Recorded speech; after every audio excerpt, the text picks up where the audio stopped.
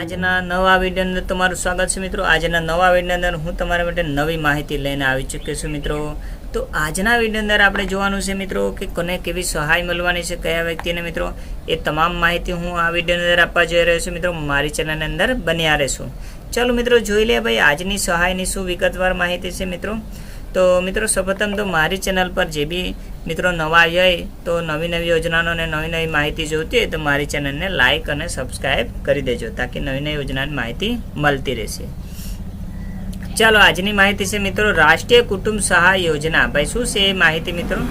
રાષ્ટ્રીય કુટુંબ સહાય યોજના એ શું છે એની માહિતી આપું છું મિત્રો। કોને લાભ મળવાનો છે એ તમામ માહિતી હું તમને આ વિડીયોની અંદર આપું છું મિત્રો। એનું ફોર્મ કેવું આવશે તો મિત્રો આવું આવશે એનું ફોર્મ, બરાબર એ પ્રમાણે આવશે। ચાલો તમે જોઈ શકો 4 પેજનું મિત્રો, એ પણ તમને આપીશ મિત્રો। ચાલો મિત્રો એની વેબસાઇટ આ છે મિત્રો, તમે જાણો જ છો મિત્રો। ચાલો એનો હેતુ શું છે મિત્રો, સરકાર દ્વારા શું કેટેગરી નક્કી કરવામાં આવી છે ફટાદમ ટૂંકીને શર્ટ માહિતી તમને આ વિડીયો અંદર આપી દે મિત્રો, કોને લાભ મળે એવું છે। તો ભાઈ સહાય પાત્રમાં સરકાર ભારત સરકાર નક્કી કરે ધોરણો મુજબ ગરીબી રેખા 0-20 બીપીએલ સ્કોર દ્વારા કુટુંબ અને સમાજ થયેલો હોવો જોઈએ। કુટુંબને મુખ્ય કમાનાર વ્યક્તિ સ્ત્રી કે પુરુષનું મૃત્યુ થયેલું હોવું જોઈએ। મૃત્યુ પામનાર પુરુષ કે સ્ત્રીમાં 18 વર્ષથી 60 વર્ષથી ઓછી હોવી જોઈએ। મૃત્યુ પછીના 2 વર્ષની સમયમાં અરજી કરવાની રહેશે। બરાબર કુદરતી અકસ્માતમાં મૃત્યુ પામનાર કુટુંબને 20,000 રૂપિયાની સહાય એક વખત આપવામાં આવશે। ચાલો આ એની માહિતી મૂકી સચોટ અને ટૂંકી ફટાફટ। બરાબર ફોર્મ ક્યાંથી મળે તો મિત્રો મામલતદાર કચેરી કે જનસેવા કેન્દ્ર, મામલતદાર ઓફિસનું, બરાબર કે ગ્રામ પંચાયત દ્વારા પણ તમને એની ઓનલાઈન અરજી કરી આપવામાં આવશે। ના કરે તો તાલુકા લેવલનો સંપર્ક કરવા વિનંતી। ચાલો મિત્રો હવે એની વેબસાઇટ પર માહિતી જોઈ લઈએ।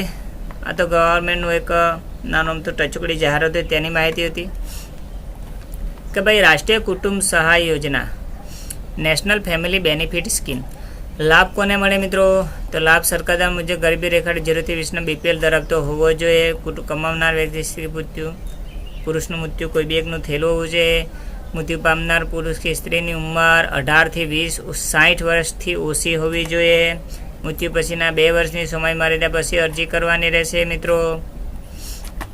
ચાલો બીજી માહિતી લઈ લઈએ એની।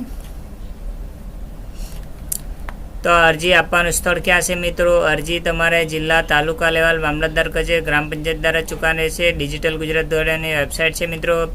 અરજીપત્રક સાથે જોડાણ દસ્તાવેજો શું છે? મૃત્યુ પામનાર વ્યક્તિનું મરણનું પ્રમાણપત્ર, મૃત્યુ પામનાર વ્યક્તિની ઉંમરનો પુરાવો, બીપીએલનો દાખલો, નામ હોવાનું, રેશન કાર્ડ, બેંક ડિટેલ, યોજના હેઠળ મળવાપાત્ર લાભ, કુદરતી અકસ્માત મૃત્યુ સમયે કુટુંબને 20,000 રૂપિયાની એક વખત સહાય આપવામાં આવશે। સહાય ડીબીટી દ્વારા આપવામાં આવશે। અરજીપત્રક ક્યાંથી મેળવવાનું મિત્રો એ પણ તમને માહિતી આપીશું। ફરીથી એકવાર બતાવી દઉં મિત્રો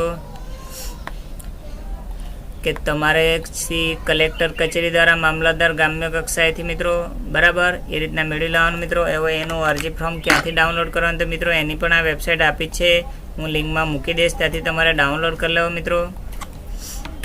ઓકે મિત્રો ચાલો હવે મંજૂર નામંજૂર કરીને સત્તા કોને હોય છે? મામલતદાર સાહેબ કરે છે। યોજના અમલીકરણ સંબંધિત મામલતદાર કચેરી દ્વારા અરજી નામ અરજી થાય તો 7 દિવસની અંદર તમારે પ્રાંત અધિકારી સાહેબને રજૂઆત કરવાની હોય છે મિત્રો।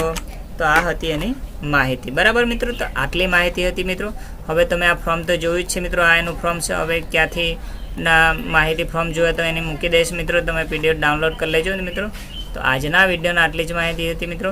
નેક્સ્ટ વિડીયોમાં તમારા માટે નવી યોજનાની માહિતી લઈને આવીશ, ત્યાં સુધી મારા વિડીયો જોતા રહેજો। થેન્ક યુ મિત્રો, તમારો આભાર।